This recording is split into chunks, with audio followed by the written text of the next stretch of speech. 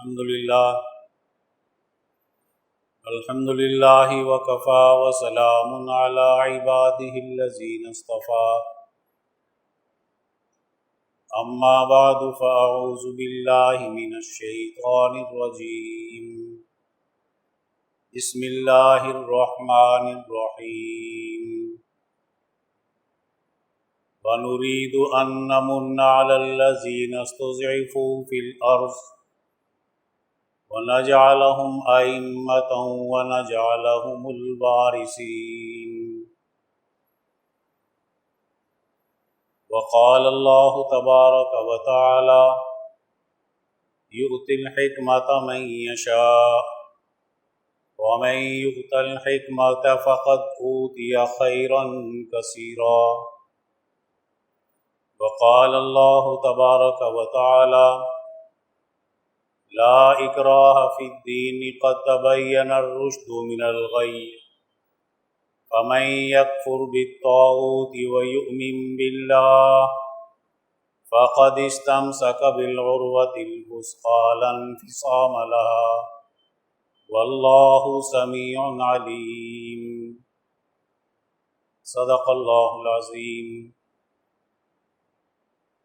قال النبي صلى الله عليه وسلم من أحيا سنتي عند فساد أمتي فله أجر 100 شهيد وقال النبي صلى الله عليه وسلم إذا وسد الأمر إلى غير أهله فانتظر الساعة أو كما قال عليه الصلاة والسلام۔ میرے قابل احترام دوستو، یہ بہت ہی سعادت کی بات ہے کہ ادارہ رحیمیہ علوم قرآنیہ میں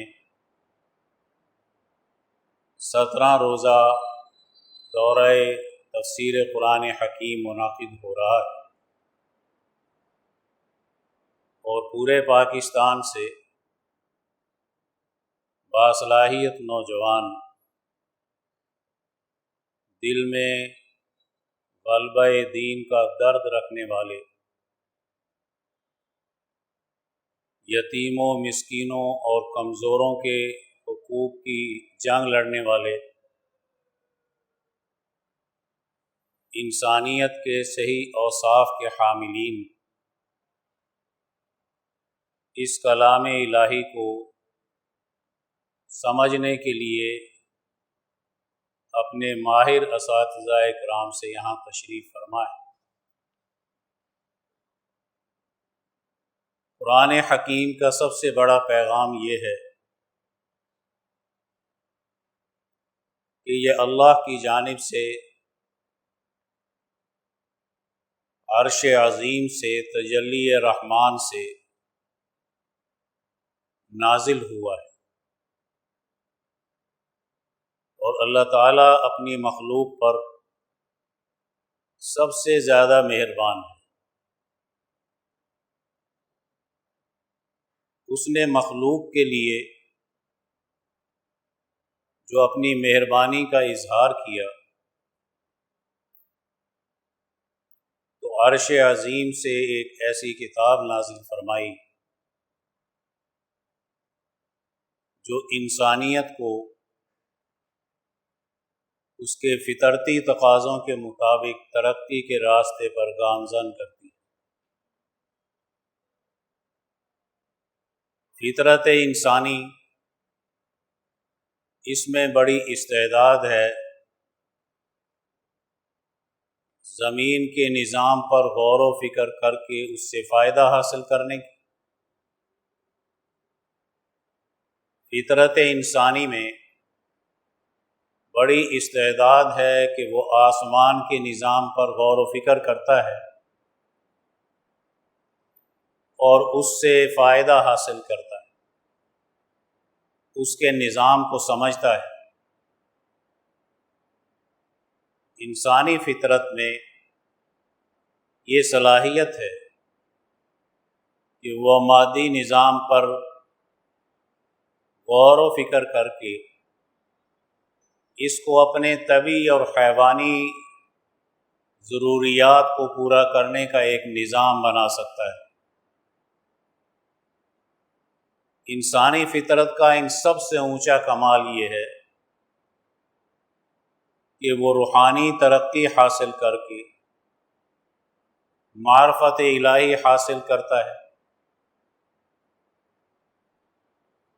اعلیٰ اخلاق پیدا کرتا ہے، تعلق مع اللہ مضبوط کرتا ہے، اپنی علمی استعداد سب سے اونچی بناتا ہے۔ روحانی ترقی کے نتیجے میں مادی نظام سے بھی زیادہ طاقتور روحانی نظام کی طاقت سے دنیا میں انقلاب لے کر آتا ہے۔ انقلاب کی صلاحیت انسان میں فطرتی طور پر موجود ہے، کیونکہ جس نے نظام چلانا ہے،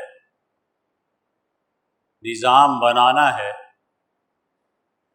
الہی نظام کا اس نے حامل بننا ہے، اللہ تعالیٰ کے دیے ہوئے قوانین، اس کا عطا کیا ہوا سیاسی نظام، معاشی نظام، سماجی نظام، تہذیبی اور ثقافتی نظام، اس نے ان کو ایک سسٹم کے ذریعے سے اپنی سوسائٹی میں غالب کر کے اپنے لیے دنیا میں بھی سہولیات پیدا کرنی ہے اور آخرت میں بھی پیدا کرنی ہے۔ اس لیے اس کا جو نظام قرآن حکیم ہے، یہ خاص طور پر نازل کیا گیا ہے تجلی رحمان سے۔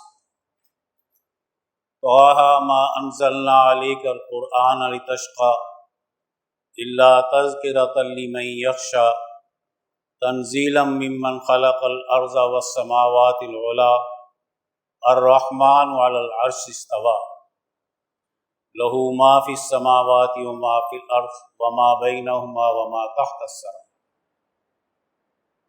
یہ سورۃ طٰہٰ کی ابتدائی آیات ہمیں بتا رہی ہیں کہ رحمان کی تجلی سے یہ اعلیٰ علم حاصل ہوا ہے۔ امام شاہ ولی اللہ رحمۃ اللہ علیہ فرماتے ہیں، اللہ تعالیٰ کی تجلی توحید کی دعوت دیتی، جو تجلیات کی طاقت اور قوت ہے وہ کسی اور چیز کی نہیں ہے۔ توحید باری تعالیٰ کا مطلب بھی یہی ہے کہ ہم اللہ تعالیٰ کی تجلیات کے سامنے اپنے آپ کو سرنڈر کر دیں، جھک جائیں، اس کے دیے ہوئے نظام کو ہم دل و جان سے قبول کر لیں۔ تجلی کی طاقت فرشتوں پر اثر انداز ہوتی ہے جب یہ قرآن حکیم فرشتوں تک پہنچتا ہے شب قدر کی رات میں، تو فرشتے اعلیٰ درجے کے اس قرآن حکیم کے حامل بن کر اس کا ایک پوری تدبیر کے ذریعے سے نبی کریم صلی اللہ علیہ وسلم پر نازل کرنے کا طریقہ اختیار کرتے ہیں، اس کا ایک سسٹم اور نظام بناتے ہیں، اور پھر ملائے سافل کے ذریعے سے، نچلے فرشتوں کے ذریعے سے اس کا پورا حفاظت کا بندوبست کیا جاتا ہے۔ گویا اللہ تعالیٰ کی تجلی رحمان سے یہ نظام فرشتوں میں آتا ہے، اور فرشتوں کے ذریعے سے بذریعہ جبرائیل علیہ السلام نبی کریم صلی اللہ علیہ وآلہ وسلم کے قلب اطہر پر اترتا ہے۔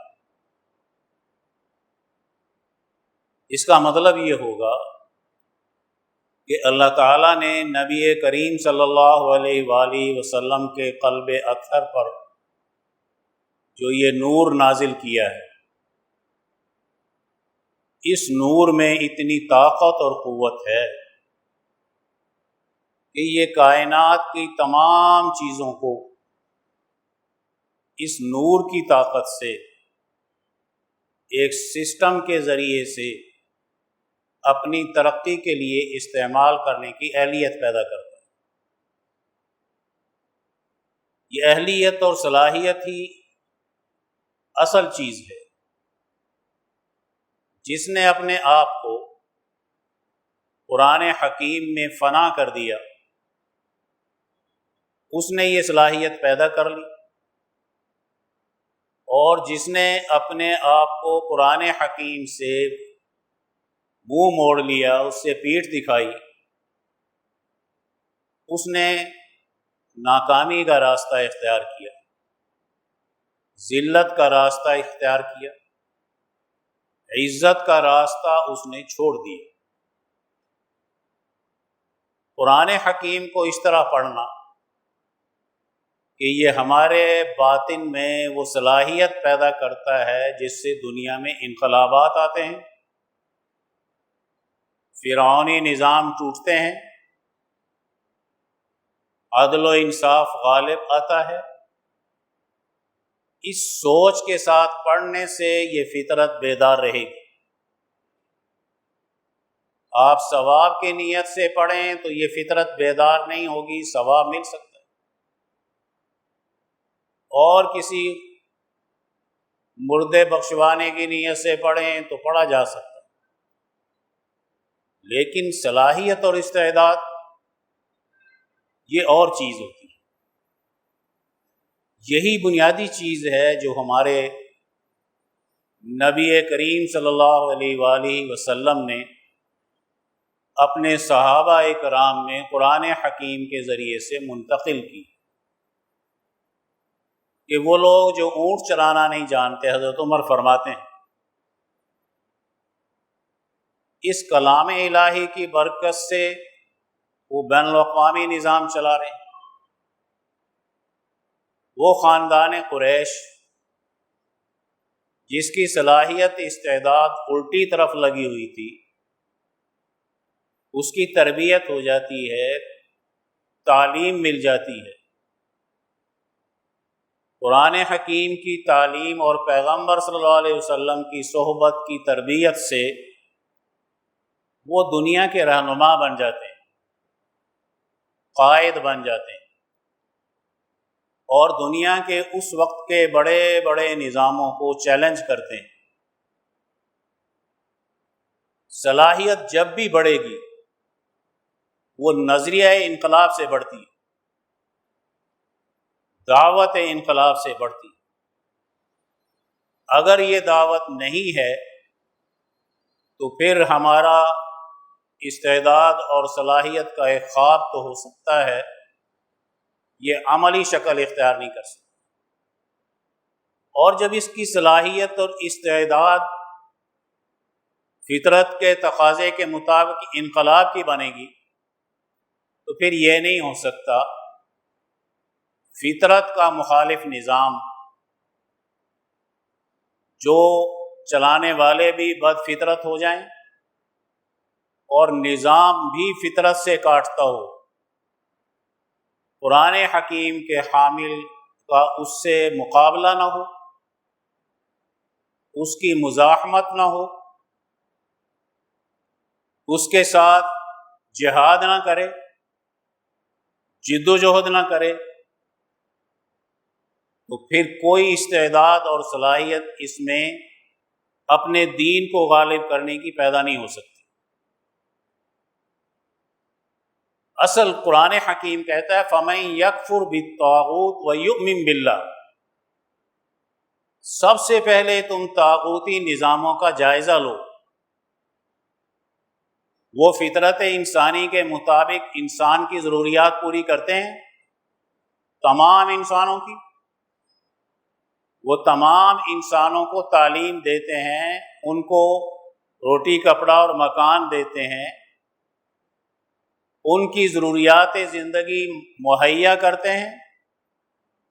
یا وہ دنیا کے طاغوتی نظام مخصوص طبقے کی مراعات کا لحاظ رکھتے ہیں اور انسانیت کو تعلیم سے بھی محروم کرتے ہیں، رزق سے بھی محروم کرتے ہیں، علاج معالجے سے بھی محروم رکھتے ہیں، اجتماعیت بھی توڑ دیتے ہیں، اس کے فطرت کے راستے روک دیتے ہیں، اس کو فتنہ و فساد میں مبتلا کر دیتے ہیں۔ اگر یہ طاغوتی نظام انسانی سوسائٹی میں ہے اور قرآن حکیم کا حامل اس طاغوتی نظام کی مزاحمت کا نظریہ اور فکر انقلابی نہیں رکھتا ہے، تو یہ بزدل ایمان لانے والا ہے، یہ طاغوت کا مقابلہ نہیں کر سکتا۔ نظریہ اور فکر جب تک ٹھیک نہ ہو تو اگلی صلاحیت نہیں پیدا ہوتی۔ قرآن حکیم اس چیز کا سب سے پہلے شعور دیتا ہے کہ فَمَن يَكْفُرْ بِالطَّاغُوتِ، تم اپنے ملک کے نظاموں کا جائزہ لو، تم مکے کے نظام کا جائزہ لو، مدینے کے نظام کا جائزہ لو، حجاز کے نظام کا جائزہ لو، تم قیصر و کسریٰ کے نظاموں کا جائزہ لو، پوری دنیا، ایشیا، افریقہ، یورپ کا جائزہ لو۔ اگر وہاں فطرت انسانی کے دشمن نظام غالب ہیں اور وہ انسانیت کو غلام بنا رہے ہیں، ان کو ترقی سے محروم کر رہے ہیں، ان کے اندر فتنہ و فساد پیدا کر رہے ہیں، تو پہلے ان کا صفایا تو کرو۔ اگر یہ نظریہ فکر نہیں ہے تو لازمی بات ہے کہ وہ نظام باقی رہیں گے اور وہ قرآن حکیم پر ایمان لانے والی جماعت کو بھی اپنا اعلی کار بنا لیں گے، اپنے مقاصد کے لیے استعمال کریں گے، اپنے مفادات کے لیے قرآن حکیم کو ہاتھ میں لے کر دنیا کے سامنے پہنچتے ہیں۔ پہلی بات بنیادی یہ سمجھ میں آئی کہ فَمَن يَكْفُرْ بِالطَّاغُوتِ وَيُؤْمِن بِاللَّهِ۔ دوسرا اصول ہے کہ ایمان باللہ کیا چیز ہے۔ قرآن حکیم میں اسی آیات میں اللہ تعالیٰ نے فرمایا ہے اللہ ولی الذین آمنوا یخرجہم من الظلمات الی النور والذین کفروا اولیاءہم الطاغوت یخرجونہم من النور الی الظلمات۔ اللہ تعالیٰ جس کی مدد کرتا ہے اس کلام الہی کے ذریعے سے، اور جو طاغوت کا مقابلہ کرتا ہے اور پیغمبر پر اور کلام الہی پر ایمان لاتا ہے، اللہ کہتا ہے میں اس کا دوست ہوں، اس کا مددگار ہوں۔ اس نے اس نظریے پر جب کام کیا کہ یہ مزاحمت کرنا چاہتا ہے فرعونوں کی، ظالم نظاموں کی، وقت کے وہ ظالم طاقتیں جو طاغوت کی حفاظت کرتی ہیں، جب یہ ان کے مقابلے کے لیے چلے گا تو میرا رحمان کی تجلی کا نظام اس کی مدد کرے گا۔ یہ توحید کی دعوت دے رہا ہے، یہ اللہ کی غلامی کی دعوت دے رہا ہے اور غیر اللہ کی غلامی سے انسانوں کو نکالنا چاہتا ہے۔ یہ طاغوت کے مقابلے کے لیے تیار ہو گیا ہے۔ یہ نظریہ، یہ فکر جب قرآن حکیم کا کسی میں آئے گا وہ سچی جماعت پیدا ہوگی۔ اکثریت میں نہیں آیا کرتا، جب دور زوال ہوتا ہے جماعت میں آتا ہے، اور جماعت کی صحیح نظریات پر تربیت ہوتی ہے پھر آتا ہے۔ دوسری بات بنیادی یہ سمجھنی ہے کہ قرآن حکیم جس جماعت کے ذریعے سے انسانی سوسائٹی سے خلاف فطرت نظام کا خاتمہ چاہتا ہے، اس جماعت کی تربیت حکمت کے اصول پر کرتا ہے،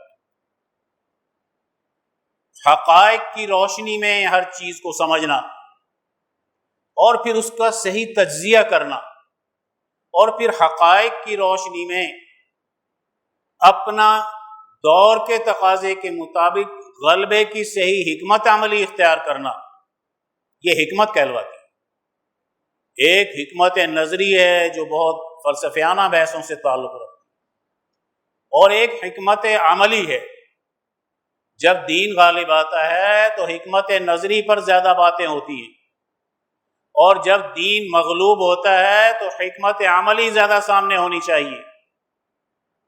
آج اگر دنیا میں دین مغلوب ہے تو یہ حکمت نظری سے زیادہ حکمت عملی کا دور ہے، کہ جس کے ذریعے سے آج طاغوتی نظام کا، خلاف فطرت نظام کا، فطرت کے دشمن نظام کا خاتمہ کرنا ہے، اور اس کے جگہ پر فطرت کے تقاضے کے مطابق اللہ تعالیٰ کا عطا کیا ہوا وہ نظام جو نبوت کے ذریعے سے آتا ہے، جو وحی الہی کے ذریعے سے آتا ہے، جو صاحب حکمت لوگوں کے ذریعے سے آتا ہے، فقہائے امت کے ذریعے سے آتا ہے، علماء ربانی کے ذریعے سے آتا ہے، یہ اللہ کے نمائندے ہوتے ہیں۔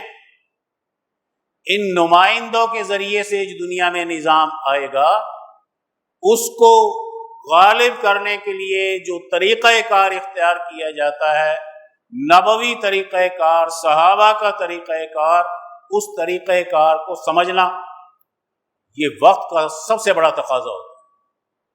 جس نے اس طریقہ کار کو چھوڑ دیا وہ نتائج نہیں لے سکتا، وہ اپنی سوسائٹی کے مسائل حل نہیں کر سکتا، وہ ہمیشہ ناکامی کی طرف جائے گا، مایوسی کی طرف جائے گا۔ ہم نے جائزہ لینا ہے۔ آج ہم جس دور میں رہتے ہیں، جہاں بیٹھے ہیں، یہاں طاغوتی نظام ہے، فطرت انسانی کو مسخ کرنے والا نظام سرمایہ داری ہے، ظلم کا نظام ہے۔ آج جس سماج میں ہم رہتے ہیں، نہ سیاسی آزادی ہے، نہ معاشی خوشحالی ہے، نہ قانون الہی کا غلبہ ہے، نہ تہذیب و ثقافت حیا والی ہے، نہ ہماری اجتماعیت آج موجود ہے۔ فتنہ و فساد، انفرادیت اور قتل و غارت کا نظام ہے۔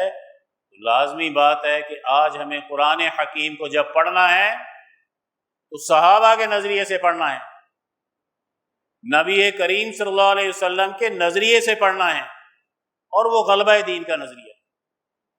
غلبہ دین کے نظریے کا مطلب یہ ہے کہ ایسی صلاحیت، استعداد پیدا کرو کہ تم دور کے تقاضے کے مطابق مجتہدانہ شان کے ساتھ ایک اچھا نظام تمدن تشکیل دے سکتے ہو، مجتہدانہ شان کے ساتھ ایک اچھا پارلیمانی نظام بنا سکتے ہو، مجتہدانہ شان کے ساتھ ایک اچھا قانونی نظام بنا سکتے ہو، مجتہدانہ شان کے ساتھ اچھے ادارے تشکیل دے سکتے ہو، مجتہدانہ شان کے ساتھ سائنسی دور کو سامنے رکھ کر انسانیت کی بھوک اور پیاس مٹانے کا معاشی سیٹ اپ قائم کر سکتے ہو، مجتہدانہ شان کے ساتھ اللہ سے تعلق قائم کرنے کے زیادہ سے زیادہ طریقہ کار اور ذرائع پیدا کرو، مجتہدانہ شان کے ساتھ آزادی اور حریت کی جنگ لڑو۔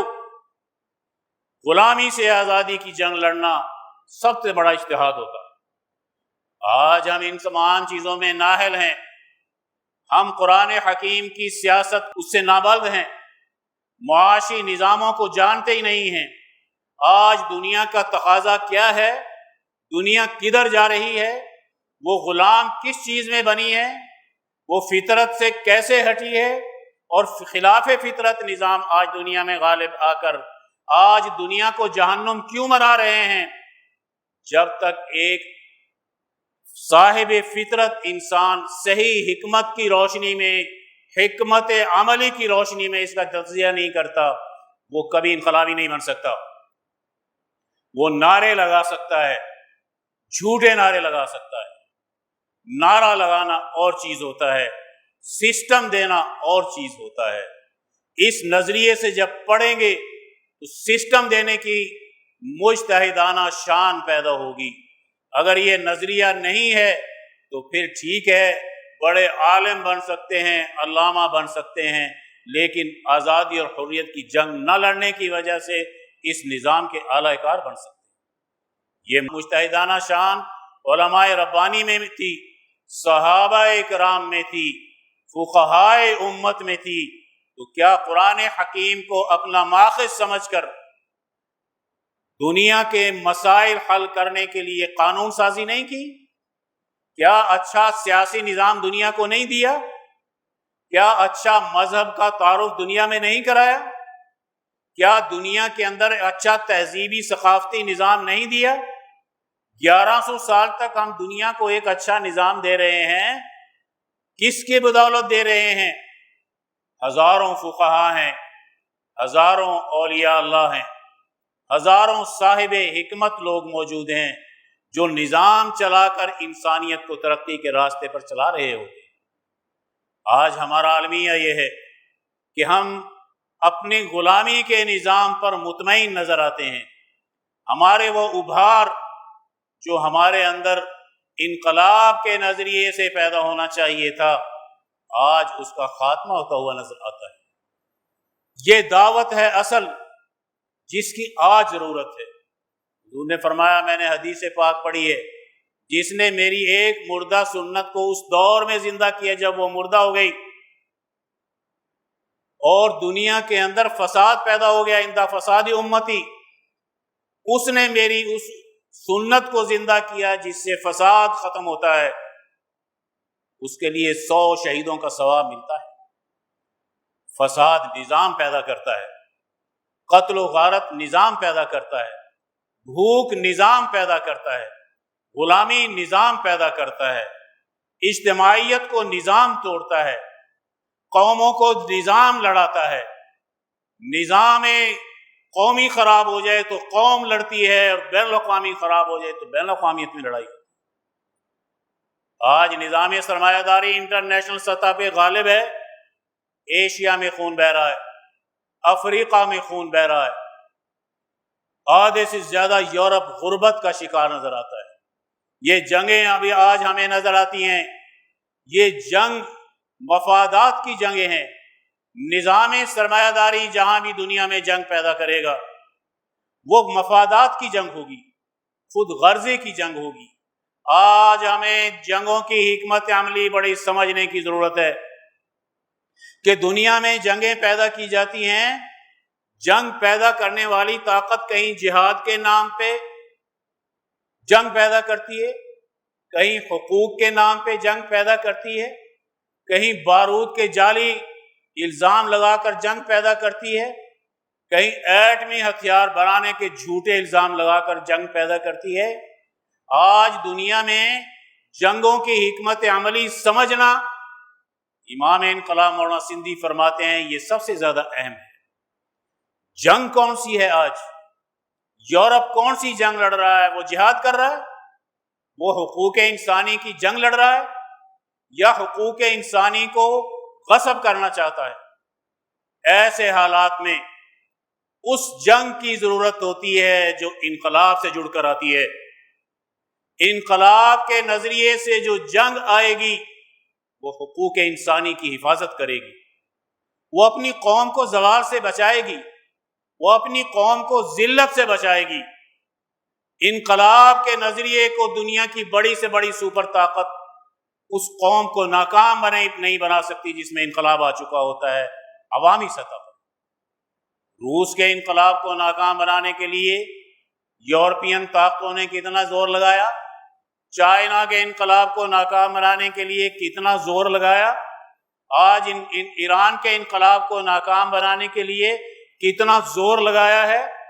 یہ مفادات کی جنگ، لوگوں کے وسائل پہ قبضہ کرنے والی ظالم سپر طاقتیں آج جب جنگ مسلط کرتی ہیں تو قوموں کی آزادی اور وسائل پہ قبضہ کرتی ہیں، ان کی آزادی سلب کرتی ہیں۔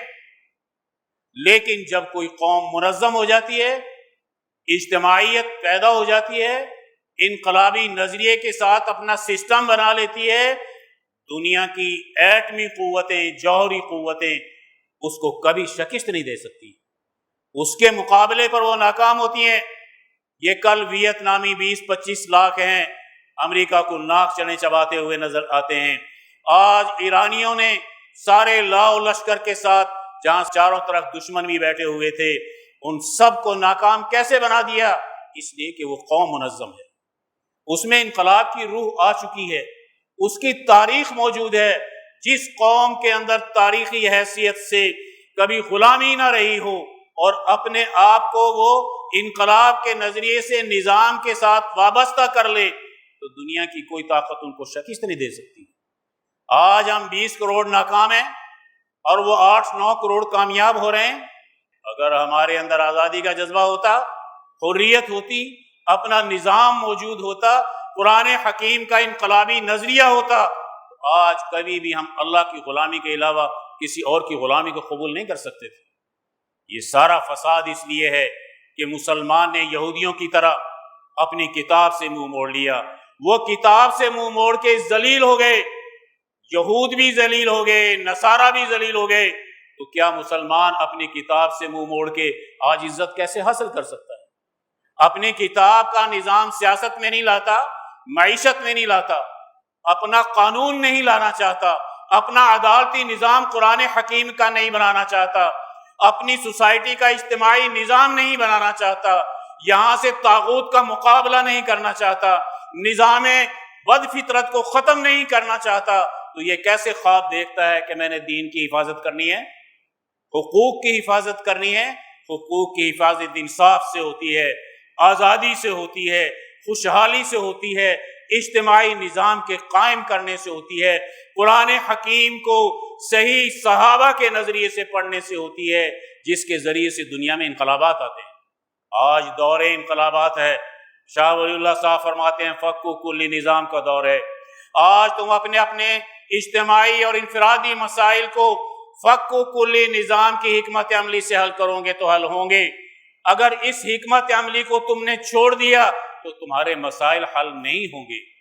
آج وہ ہم نے حکمت عملی چھوڑ دی۔ حضور نے فرمایا بدا الاسلام غریبا وسیعود کما بدا فطوبى للغرباء۔ اسلام کی دعوت کا آغاز بڑا اجنبی تھا، وہ انقلابی تھا۔ باقی جماعتیں اہل کتاب کی ہوں یا کوئی ابراہیم علیہ السلام کو ماننے والی جماعتیں موجود ہوں، وہ سب کی سب رسمیت کا شکار تھی۔ جماعت صحابہ اجنبی دعوت بن کر آئی ہے، اور اجنبی دعوت نظاموں کو توڑتی ہے، نظاموں کو چیلنج کرتی ہے۔ اس کی حکمت عملی، اس کا ٹارگٹ، اس کا ہدف نظام ہوتا ہے۔ اس کو شکست دے کر پھر انسانیت کو اس سے آزادی دلاتے ہیں۔ دنیا میں جب قوموں پر زوال آتا ہے، سب سے پہلے اس پر سیاسی زوال آتا ہے، پھر اس پر معاشی زوال آتا ہے، پھر اس پر نظریاتی زوال آتا ہے۔ گروہیتیں اور فرقے پیدا کر کے اس کے مذہب کے حوالے سے اس کو شکوک و شبہات کا شکار کیا جاتا ہے۔ یہ فکری حملہ کہلواتا ہے۔ قوموں کی زوال کا طریقہ اور ہے، اور قوموں کے زوال سے نکلنے کا طریقہ اور اصول ہے۔ زوال جب آئے گا سیاست میں آئے گا۔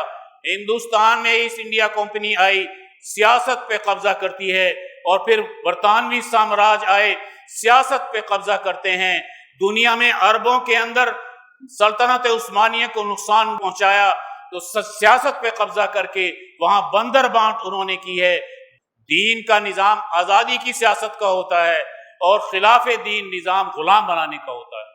اس لیے پھر معاشی بدحالی آتی ہے۔ اس کے نتیجے میں قوموں کے اندر جو ہے وہ جرائم پیدا ہوتے ہیں، فساد پیدا ہوتے ہیں، معاشی خرابی انسان سے مذہب بھی چھین لیتی ہے، اخلاق بھی چھین لیتی ہے، ترقی بھی چھین لیتی ہے، اجتماعیت بھی چھین لیتی ہے، اس کو انفرادیت میں مبتلا کر کے انسانیت کو تباہ و برباد کر دیتی ہے۔ آج یہی دور ہے کہ جس میں سلطنت عثمانیہ کے زوال کے بعد سیاسی، آج ہماری حالت کیا بنی ہے؟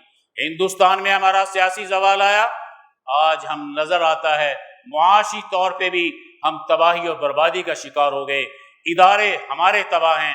ہم آج تک برطانوی سامراج کی سیاست سے آزاد نہیں ہو سکے، اس کی معیشت سے آزاد نہیں ہو سکے، اس کے قانون سے دیے ہوئے سے آزاد نہیں ہو سکے، اس کے نظام تعلیم غلامی سے آزاد نہیں ہو سکے، ہم اس کی تہذیب و ثقافت سے آزاد نہیں ہو سکے، تو پھر ہم ترقی کے خواب کیسے دیکھتے ہیں؟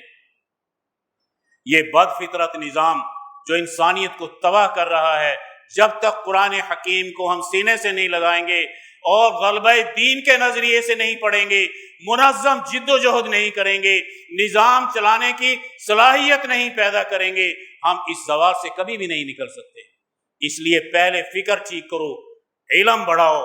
جاہل جماعتیں نقصان پہنچایا کرتی ہیں، صاحب علم جماعت دنیا کے اندر دانشور بن کر وہ انسانیت کو ترقی کے راستے پر لے کر آتی ہے، دانشور قیادت پیدا کی جاتی ہے، قانون سازی کی اہلیت پیدا کی جاتی ہے، سوسائٹی کے اندر اچھی سیاست سکھائی جاتی ہے، وَيُعَلِّمُهُمُ الْكِتَابَ وَالْحِكْمَةَ وَيُزَكِّيهِمْ، اچھا اخلاقی نظام دیا جاتا ہے، شریعت طریقت سیاست سکھائی جاتی ہے، اور پھر اس جماعت کے ذریعے سے نظام پر غالب کی جاتی ہے۔ جماعت کی اصلاح بذریعہ اعلیٰ صحبت ہوتی ہے، اور جماعت کے ذریعے سے نظام ٹھیک ہوتا ہے، اور قوموں کی اصلاح نظاموں کے ذریعے سے ہوتی ہے۔ آج نظام خراب ہیں، ہماری ساری اصلاحی تحریکیں فیل ہیں، ہماری مذہبی تحریکیں فیل ہیں، ہمارے سارے ادارے خانقاہیں فیل ہیں۔ اس لیے فیل ہیں کہ دین کا غلبے کا نظام موجود نہیں، مرکزیت دشمن کے ہاتھ میں ہے۔ ہر جگہ مرکزیت جب دشمن کے ہاتھ میں چلی جائے گی، سیاست میں جو قوم فیل ہو وہ کبھی اپنی مرکزیت اجتماعی قائم نہیں کر سکتی۔ آج اس کے زوال کا نتیجہ ہم بھگت رہے ہیں۔ اس لیے یہاں آنا یہ وہ ولی اللہ نظام فکر کی دعوت ہے جو شاہ ولی اللہ صاحب نے فق و کل نظام کے اصول پر شاہ عبدالعزیز صاحب میں منتقل کی تھی، جنہوں نے فتویٰ دار الحرب دے کر آزادی اور حریت کی جنگ کی بنیاد رکھی تھی۔ غالب دشمن سے لڑتے تھے، مغلوب سے صلح کرتے تھے۔ گری ہوئی قومیں مغلوب سے لڑتے ہیں، فرقے سے لڑتے ہیں، جماعت سے لڑتی ہے۔ یہ گری ہوئی قوموں کی جنگ ہوتی ہے۔ یاد رکھنا، جو اعلیٰ درجے کا شعور والا طبقہ اور جماعت ہوتی ہے وہ غالب دشمن کا مقابلہ کرتی ہے۔ شیخ الہند کس کا مقابلہ کرتے ہیں؟ شاہ عبدالعزیز صاحب کس کا مقابلہ کرتے ہیں؟ سید احمد شہید، شاہ اسماعیل شہید کون سی طاقتوں کے مقابلے پر آتے ہیں؟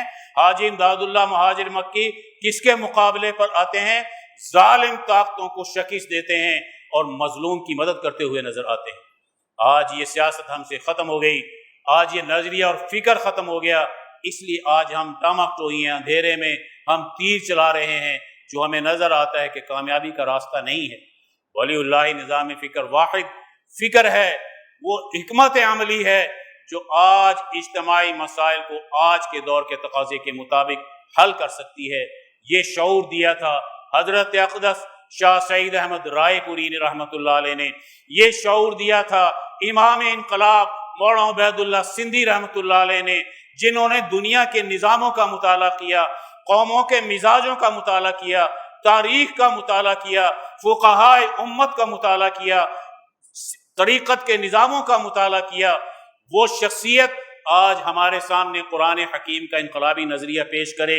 اس ادارے میں جو تفسیر پڑھائی جاتی ہے وہ امام انقلاب مولانا عبید اللہ سندھی کے انقلابی نظریے اور حکمت کے اصول پر پڑھائی جاتی ہے، اور حضرت سندھی فرماتے ہیں کہ میں نے قرآن حکیم کی جتنی تفسیر لکھی ہے وہ ولی اللہ حکمت کو سامنے رکھ کر لکھی ہے۔ حکمت کے اصول پر آج قرآن حکیم کو سمجھنا وقت کا سب سے بڑا تقاضا ہے۔ اس لیے انقلابی شخصیات کو پڑھو، مولانا حسین احمد مدنی کو پڑھو، حضرت شیخ الہند کو پڑھو، مولانا قاسم نانوتوی کو پڑھو۔ یہ آزادی کے مجاہدین ہیں، آزادی کا مطالعہ کرو گے مجاہدین کا، آزادی کی ذہنیت پیدا ہوگی۔ آزادی اور حریت صحابہ میں تھی، نبی کریم صلی اللہ علیہ وسلم کی یہ آزادی کا نظریہ صحابہ میں منتقل ہوا تو دنیا میں انقلابات آئے ہیں، قیصر و کسریٰ کے بد فطرتی نظام ٹوٹے ہیں، ابو جہل کے ابو لہب کے نظام ٹوٹے ہیں۔ یہی وہ روح ہے آج قرآن حکیم کی، یہ صحابہ کی روح اگر ہم میں پیدا ہو گئی، ہم دنیا کے اندر بہترین رہنما بن کے آئیں گے، اور دنیا کے اندر سے ان تاریکیوں کو، جو ظلم کی تاریکیاں ہیں، سرمایہ داری کی تاریکیاں ہیں، جنگ مسلط کرنے کی تاریکیاں ہیں، ان تمام ظلمات کا مقابلہ قرآن حکیم کے انقلابی نظریے سے کیا جا سکتا ہے۔ اس لیے صحیح علماء کا تعارف حاصل کرنا، حکمت کے اصول پر قرآن حکیم سمجھنا، امام انقلاب مولانا عبید اللہ سندھی کی تعلیمات کی روشنی میں سمجھنا، آج کے دور کے مجدد اعظم حضرت اقدس شاہ سعید احمد رائے پوری جو ان تمام اداروں کے بانی ہمیں نظر آتے ہیں، آج کے نوجوان کو ظلم سے نجات دلا کر شیخ الہند سے جوڑتے ہیں، حضرت سندھی سے جوڑتے ہیں، حضرت مدنی سے جوڑتے ہیں۔ حضرت مفتی کفایت اللہ صاحب سے جوڑتے ہیں، حاجی امداد اللہ مہاجر مکی سے جوڑتے ہیں، آزادی کے رہنما سید احمد شہید سے جوڑتے ہیں، شاہ اسماعیل شہید سے جوڑتے ہیں، اور پھر شاہ عبدالعزیز صاحب اور شاہ ولی اللہ صاحب سے ہمارا تعلق قائم کرتے ہیں۔ جس جماعت کا تاریخی تسلسل نہ ہو وہ گمراہی پیدا کرتی ہے، اور جس جماعت کا تاریخی تسلسل ہو وہ ہدایت پر ہوتی ہے، وہ حق کی رہنمائی کرتی ہے۔ آج یہ تاریخی تسلسل جو ہمارے پاس صاحب نسبت علماء ربانی کے ذریعے سے ہم تک پہنچا ہے، یہ بڑی امانت ہے۔ آج اس امانت کی حفاظت کرنا یہ آج نوجوانوں ہماری ذمہ داری ہے۔ میں کالج کے نوجوان سے بھی کہوں گا، میں یونیورسٹی کے نوجوان سے بھی کہوں گا، میں مدرسے کے طالب علم اور علماء سے بھی کہوں گا، حضرت شیخ الہند کے دامن سے وابستہ ہو جاؤ، حضرت سندھی کے دامن سے وابستہ ہو جاؤ، حضرت شاہ عبدالعزیز صاحب کے دامن سے وابستہ ہو جاؤ، امام شاہ ولی اللہ کی حکمت سے وابستہ ہو جاؤ۔ آج بھی قوموں کو زوال سے نکال سکتے ہو۔ ایک ہی علاج ہے، نظاموں کا شعور پیدا کرو، آزادی اور حریت کا جذبہ پیدا کرو، قرآن حکیم کو انقلاب کے نظریے سے مجتہدانہ شان کے ساتھ پیدا کرو۔ آج دنیا کے اندر اچھا انقلاب آئے گا، اچھی تبدیلی آئے گی۔ اللہ تعالیٰ سے دعا ہے ہمیں اس مرکز میں رہ کر اس ولی اللہ سلسلے کے طریقے کے مطابق، آج کے دور کے تقاضے کے مطابق قرآن حکیم کو سمجھنے کی توفیق عطا فرمائے۔ وآخر دعوانا الحمدللہ رب العالمین۔